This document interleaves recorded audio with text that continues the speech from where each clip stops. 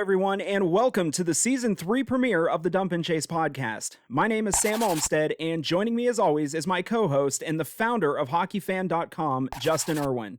Justin, as excited as I am that another hockey season is finally underway, I am equally as excited that I get to sit down for another season with you, both at the Covelli Center and on this show. Welcome back, buddy. Welcome back. I guess all systems go, at least for now. It's been a little touch and go, but here we are. So real quick, if you are a longtime listener of the podcast, thank you, and we are over the moon that you are joining us for another season. If you are new, thank you for giving us a chance, and give me just a second to catch you up. Now, Justin and myself are both season ticket holders for the Phantoms, Justin for 9 years now, and me for 5. Now, almost 2 years ago, we started this fan podcast to do what we love to do, which is talk about the Youngstown Phantoms. Now, this show offers game recaps, previews, interviews with Phantom staff and coaches, including team president Andrew Goldman, office Swiss Army knife Ariel McNutt, seriously, the woman does everything, the voice of the Phantoms Matt Lipsack, and head coach Brad Patterson. Also, player profiles, Phantom history, and just whatever goofy ideas we can come up with to fill time. Did I get everything in there? Pretty much. I'll put in that, we are not afraid to kind of tell it like it is. So sometimes it's not all flattering, but, sometimes you need that. Mm-hmm. Okay, so with that being said, the season has started and hockey games were played this weekend. Although the Phantoms only played about a third of the games they were supposed to. Yeah, which is better than the league average, which right now is about 250. So we came in at 333. I'll take it. Of course, several games this past weekend postponed for later in the season due to COVID positive tests on various teams. Not the greatest start, but it's just we're in it now. So whatever happens at this point. 8 out of 12 of the opening games, but I believe Sioux City, there were no positive cases. This was kind of a city decision not to let hockey play this weekend. Well over 20% positive rate in the county, so that's what we have to deal with this season. Okay, so Saturday night, the Phantoms traveled to Dubuque, Iowa for their season opener with the Fighting Saints. And Justin, this game was a tale of 3 very different periods. We'll start with the opening frame. The first period was a fast-paced game where the Phantoms set the tone, they controlled the play, they dominated in all 3 facets of the game. 2 goals early on, 19 seconds apart by newcomer Cole Birch and the returning Brad Merrick, put the Phantoms up 2-0, which they would hold until the end of the period. Yeah, so this is what we've been waiting for several years. The Phantoms to be, ready at the drop of the puck for the opening of the season. Really strong first period. Kudos to Coach Patterson. He had them ready to go. All right, the second period found the Phantoms flat-footed, out of position, low energy, complete opposite of the first period. The Saints were able to put up 3 goals, and they took a 3-2 lead into the third period. It's another case of we've seen this one before. Phantoms come out strong. Second period, maybe ease up a little bit. Credit to Dubuque. They played the night before and mostly got their butts whipped by Muskegon, except for a very strong second period. Maybe that's their thing is they try to mount a comeback in the second period and ride off of that. Neither night it worked for them. So now the third period saw a return more closely to their first period form. The Russian whirling dervish that is Georgi Merkulov tied the game at 3, and Cole Birch put the Phantoms up for good on the power play with his second of the game. With the Saints on the power play and the goalie pulled, Will Hillman went in to block a shot from the point, gathered the rebound, and just let it fly down the length of the ice into the empty net with about 5 seconds remaining. Phantoms win 5-3. It should also be mentioned in the first period, there was a questionable hit, we'll call it, on the boards involving Cade Lemmer. He was given a 5-minute major for head contact and a game suspension. We're recording this on Monday night. The news came out here just a couple of hours ago that Cade has been suspended 3 games for such head contact. Go back and look at the hit. I don't know what the USHL was looking at when they made this call. Yeah, we've both reviewed it, and anybody who knows me knows that I have given Cade Lemmer no quarter when it comes to his penalties. Last season, he took a few, more than his share. I might have been a little bit harsh on him. This was, to quote somebody, malarkey. So, yeah, it was shoulder to shoulder. We've both watched it. We've talked to several other people who've watched it, both partisan and nonpartisan. A 3-game suspension, I'm at a loss.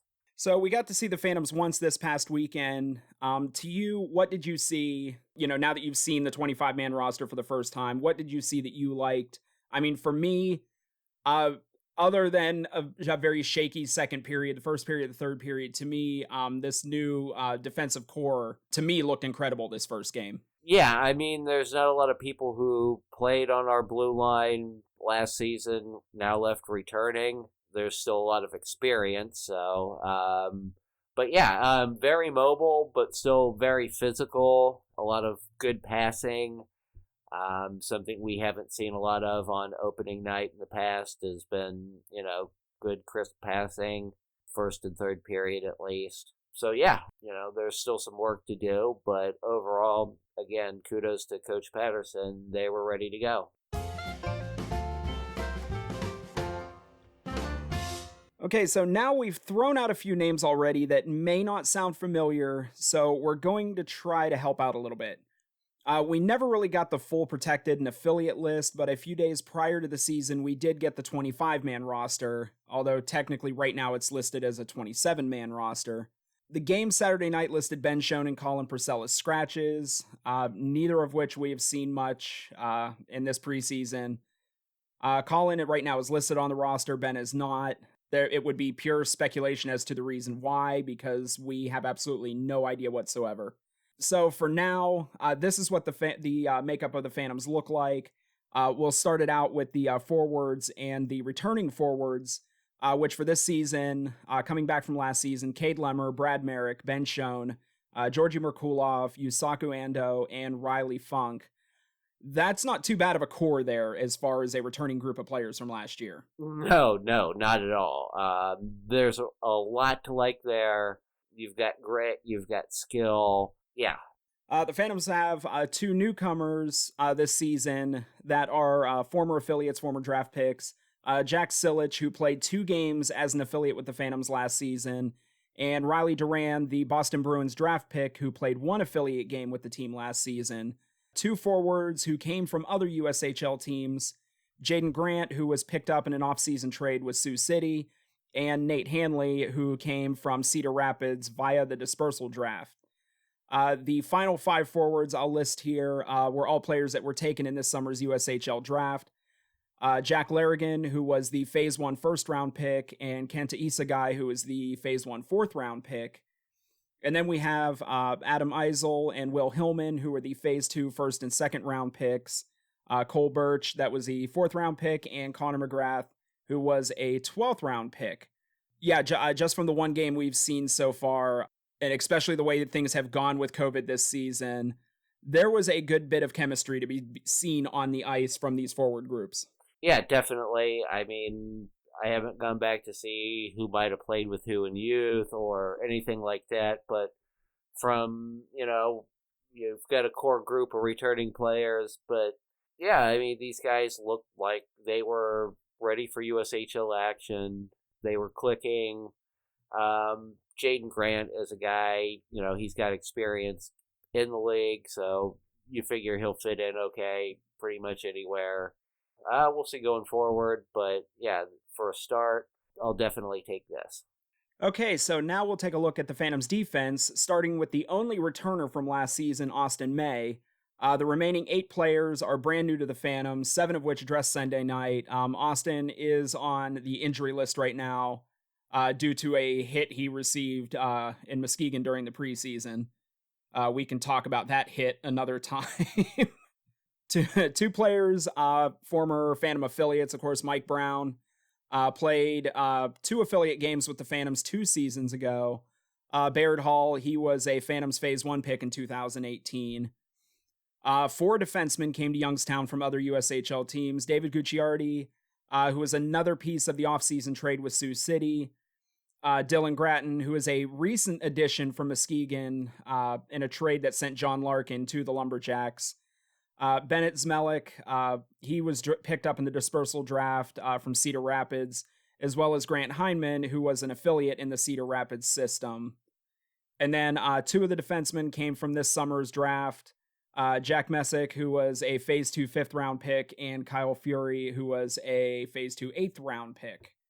But again, like I said, I saw a lot that game on Saturday that I liked about this defensive core.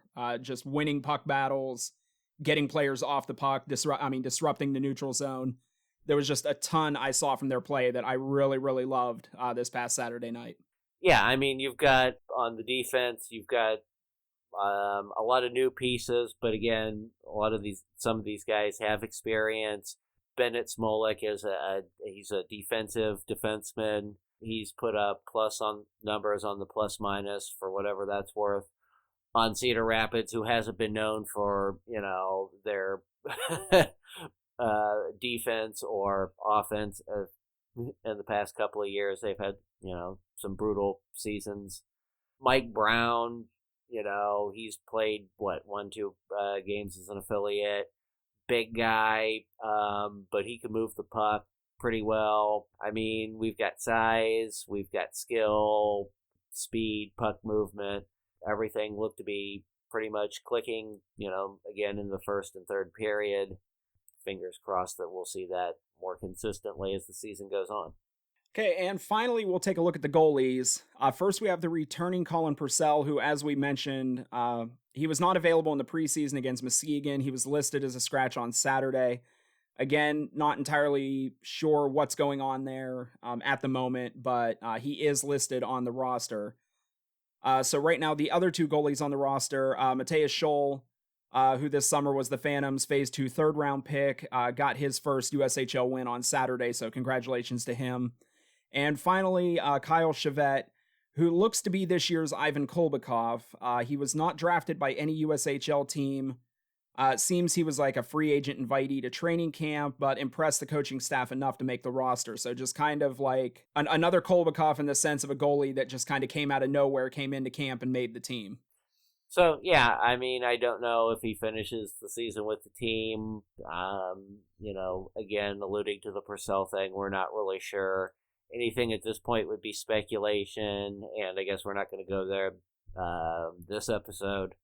We'll have to see. I thought Scholl looked pretty good in the first game. Smaller goalie, very athletic, very quick lateral moving. Chavette, I don't really have a lot of information on. He put up pretty decent numbers in prep school, so we'll give him a chance. Which is saying something for a goalie playing prep school. Yeah. Well, I mean, these are leagues that are known for, kids scoring 150 points a season. So, It should also be mentioned, if we're going to mention the team, it should also be mentioned, of course, Brad Patterson, the head coach and general manager of the Phantoms, of course, is back this season, along with assistant coach Jeff Potter. With the departure of assistant coach Nick Peruzzi, the Phantoms added assistant coach Justin DiMartino, and also returning for his second stint with the team is equipment manager Evan Watts.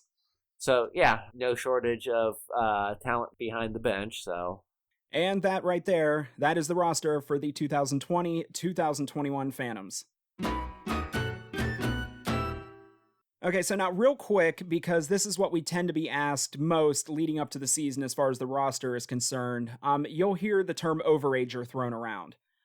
This is a player that this season is a 2000 birth year. This would be their last season of eligibility in the USHL. When the season starts, each team is allowed 5 Overagers on the roster, but they must drop one by a certain date, which this year is November 24th. The exception to that are overage goalies who do not count against that limit, being as that they take longer to develop than the skaters do. The Phantoms currently have 5 Overagers on the roster, but one of them is goalie Mateus Scholl. So as far as the Overagers are concerned, we won't see a player dropped at the deadline, and may also explain the trade sending John Larkin to Muskegon, as John Larkin was an Overager this year, and quite frankly broke many a heart in Youngstown when he left, when he took off up north. So, yeah, good kid, and yeah, I think you called it there. That's probably the reason for the trade. So, again, John, thanks for the help with the glass. Yes, thank you. So, best of luck, except for when you play us. Yeah. Another aspect of the roster is foreign-born players. Now, teams are allowed 4 foreign-born players on a roster, but if a team has any Canadian players on the roster, up to 2 of those players will not count against the limit. Now, going back to goalies again, there always seems to be an exception to the rule when it comes to goalies. A foreign-born goalie on the roster actually counts as 2 foreign-born players against the limit. This is due to the USHL, USA Hockey, wanting teams to focus on developing American-born goalies. This was implemented a few seasons ago, which is why you don't see the sheer number of Eastern European goalies in the league, we had seen up until a few seasons ago. So at this time, the Phantoms have 2 Japanese players, 1 Russian, and 3 Canadians, 2 of which don't count towards the limit. So the Phantoms are at the limit at 4. They're all good there, but with something like that, that's something that has to be taken care of when the initial roster is set. So, yep, I think that's as good as a breakdown I've ever heard. So, it used to be a lot simpler before we tried to adopt failed Canadian restrictions on import goalies, but that's a topic for another day.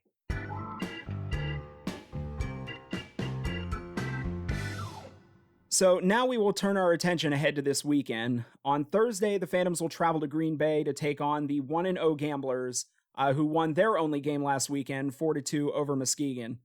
Friday, the Phantoms travel back to Dubuque for a rematch of last weekend, and on Saturday, the Phantoms return to Green Bay for the rubber match. All games start at 8:05 Eastern and can be seen on Hockey TV.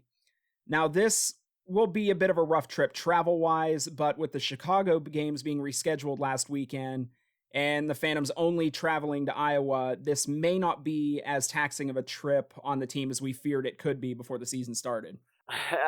Let's hope that's at least some sort of silver lining here. I know a lot's been made about the schedule.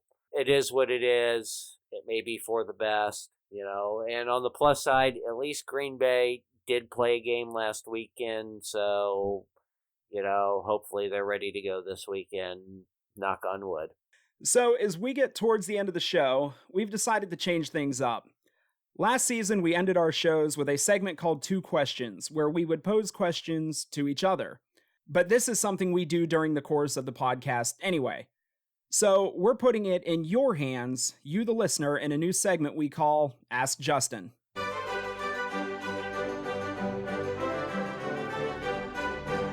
You can submit a question in the comments or on our social media, and I'll pick one every episode to pose to our resident hockey guru, Justin Irwin. For this episode, since it's the season premiere, I decided to go big. I have not 1, but 3 questions submitted by friend of the podcast and Phantoms team president, Andrew Goldman. Justin, are you ready for this? I am ready. Justin was not told this in advance. I did not tell him who was asking the questions or what the questions was going to be, so I've been holding this over his head for a day now. I'm ready for this. Okay, so question 1. Please stop bothering me. I'm trying to eat dinner. Wait, no. That was the first reply, not the first question. Sorry. Okay, in all seriousness. Okay, question 1. What was your favorite moment as a fan last season? Ooh, favorite moment as a fan last season. Other than the fun with the glass, favorite moment as a fan last season. I'd have to say when we got Georgie. He shows up out of nowhere, busts in, has a hell of a game, has a heck of a game. And yeah, 2 games in, I'm going through the autograph line. I say hello. He knows no English, not even hello. So yeah, he's a fast learner. So yeah, he's from what we've been told, he's come a very long way since then. So yeah, I think that was I mean, that's just something. The guy shows up out of nowhere, shoots some energy into the team. Okay, so question number 2 from Phantoms team president Andrew Goldman. How would you like to see the Phantoms organization market the team to continue to add to the fan base? That's a hard one, especially now. If you would have asked me that like years ago, I would have had a whole bunch of other answers. Somehow more mainstream media exposure, TV. I don't even know if that's possible anymore, but I know that's like kind of a gold standard. We've pushed everything on social media, I think, as far as we can. I don't know what the league's rules and regulations on local broadcasts are, but I would try to strike up something with one of the local broadcast TV stations, not cable. Okay, question number 3. What changes have been made since my arrival that you feel have made the most positive change? And are there any that you view as negative? On the negative, I'm actively thinking, and surprisingly, no, I've got nothing really I can complain about since he's come on board. Good job there. I mean, nothing I can pinpoint. Anyway, on the positive, again, there hasn't been, a whole lot of change. I think it's been a consistent experience, or at least a lot more consistent than it has been in the past. I think that's, definitely a positive. Before it's been, you don't know what you're getting one week to the next. And, he's embraced dollar beer night. And, I don't want to promote alcohol abuse for, attendance boost, but, you get the college kids in, you get them riled up, and you get a lot of energy in the arena. And, I think that shows not only in the attendance, but on the scoreboard. Okay, so Andrew, just so you know, he is sweating pretty hard right now, so I can see it dripping off his nose. We're in a video chat right now. I can see the sweat dripping off his nose, so congratulations. Yeah, that last one was actually pretty brutal.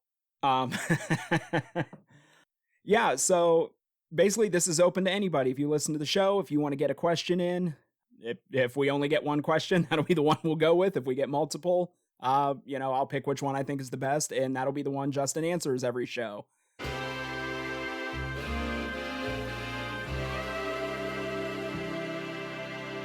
Okay, and with that, we have come to the end of this episode. To friends old and new, thank you for tuning in. The Dump and Chase podcast is brought to you by HockeyFan.com. We are also syndicated by OhioHockeyDigest.com in the Phantoms USHL section. You can check us out on social media. The links are in the description. Don't forget to subscribe to our channel and hit the notification bell, and you will be told as soon as a new episode comes out. For Justin Irwin, I'm Sam Olmstead, and for a special sign-off, in honor of the announcement that the Phantoms' Connor McGrath has committed to the Air Force Academy for next year, we will end the show with the Air Force song performed by the United States Air Force Band.